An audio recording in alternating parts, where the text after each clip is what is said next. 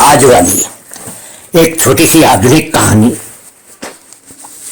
राजा शर्मा जी के द्वारा लिखी हुई ये छोटी सी कहानी आज के संदर्भ में स्त्री और पुरुष के संबंधों का सटीक विश्लेषण करती है। समाज में आज बिना शादी के लड़का और लड़की साथ साथ रहने लगे हैं और एक हद तक इसको हमारे समाज में स्वीकार भी कर लिया। पर इस कहानी को पढ़ने के बाद आप सोचने को बाध्य हो जाएंगे कि क्या ये कुरीति है या एक सामान्य सा परिवर्तन जो हमारे समाज में आ गया है। तो आइए सुनते हैं राजा सर जी की नई कहानी। वो दोनों ही जवान थे और जोश से भरे हुए थे। दोनों ही करीब 23 या 24 वर्ष के थे। उन दोनों में लगता तो था, प्रेम था। वो दोनों 2 वर्षों से एक ही घर में एक ही छत के नीचे रह रहे थे। लड़की थी मधुरिमा और लड़का था अमात्या।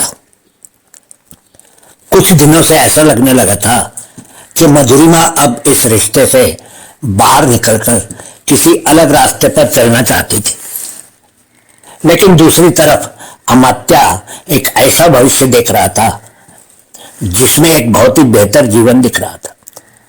अमात्या के सपने हकीकत की तरफ धीरे धीरे बढ़ रहे थे। अमात्या भी अब नहीं चाहता था कि वो मधुरिमा के साथ उस लिव इन रिलेशनशिप में रहे। वो इससे बेहतर कुछ करना चाहता था। उस शाम को अमात्या ने निश्चित कर लिया था कि वो अपने अंदर की बात मधुरिमा को बता देगा। उस शाम को वो अपने मन में सपने सजाए धीरे धीरे दफ्तर से वापस आ रहा था।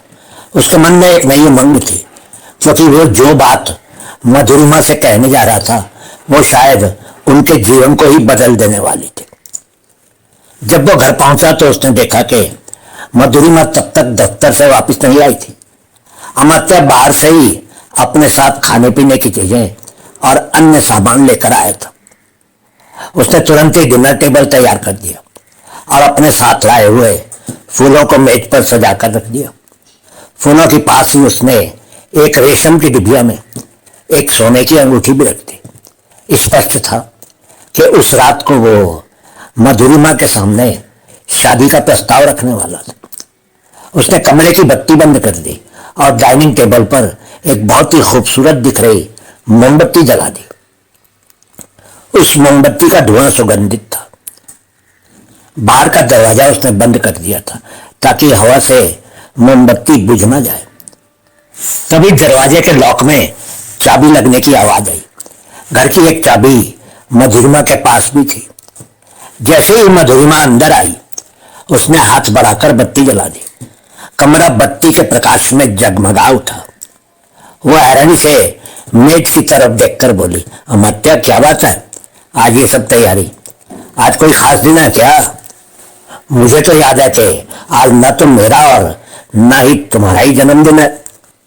ये सजावट किस लिए की है तुमने? अमात्या ने मुस्कुराकर आगे बढ़कर मधुरिमा का हाथ अपने हाथों में ले लिया और कहा, तुम भूल गई हो, आज के एक दिन 2 वर्ष पहले हमने इस घर में एक साथ लिव इन रिलेशनशिप में रहना शुरू किया था।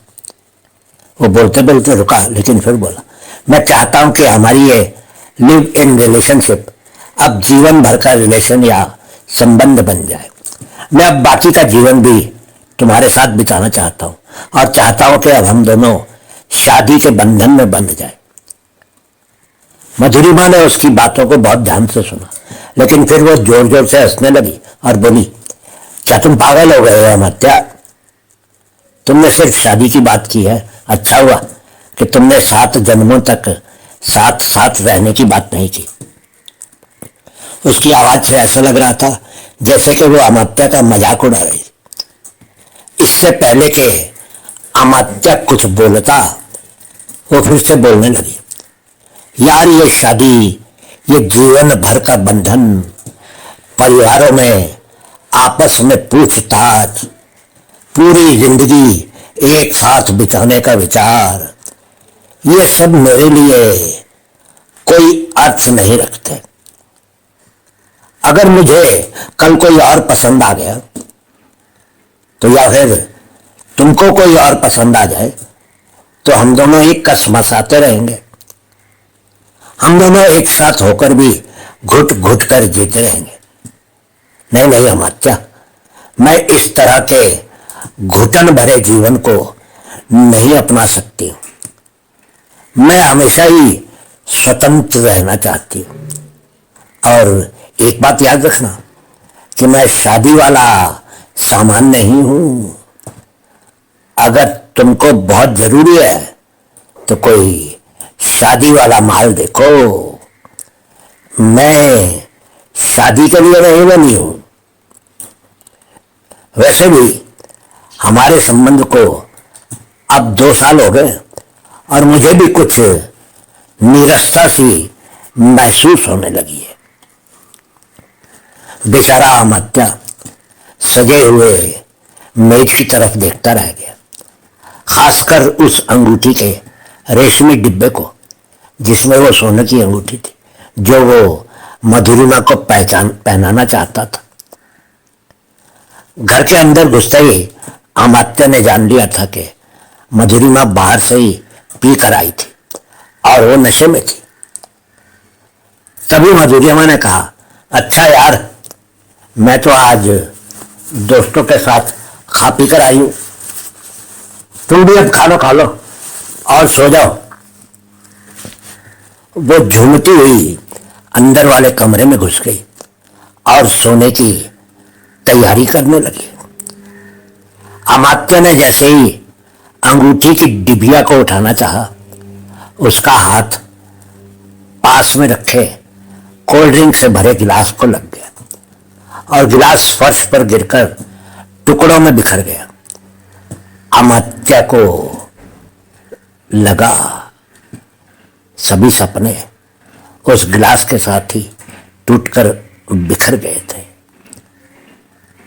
1 साल के बाद जब अमात्या अकेला ही घर आ रहा था, वो सोच रहा था कि उसको अकेले रहते हुए 1 साल हो गया था, क्योंकि मधुरिमा 1 साल पहले अगले ही दिन अपना सामान लेकर उसके फ्लैट से चली गई थी। उस शाम को 1 साल बाद उसको मालूम चला कि मधुरिमा अब उनके दफ्तर के साथ वाली एक कंपनी के एक उच्च अधिकारी के साथ लिव इन रिलेशनशिप में रह रही थी। चलते चलते अमात्या की आंखें नम हो गई। घर पहुंचते ही उसने अपना बैग पैक किया और शाम की ट्रेन पकड़ कर ही मुंबई से कोल्हापुर की तरफ चल दिया, जहां उसके माता पिता और भाई बहन रहते थे। उसने अब निर्णय ले लिया था कि वो माँ बाप के द्वारा उसके लिए चुनी गई लड़की से शादी कर लेगा। वो जान चुका था कि कोई आज वाली या लिव इन रिलेशनशिप में रहने वाली लड़की उसकी जीवन संगनी नहीं हो सकती थी।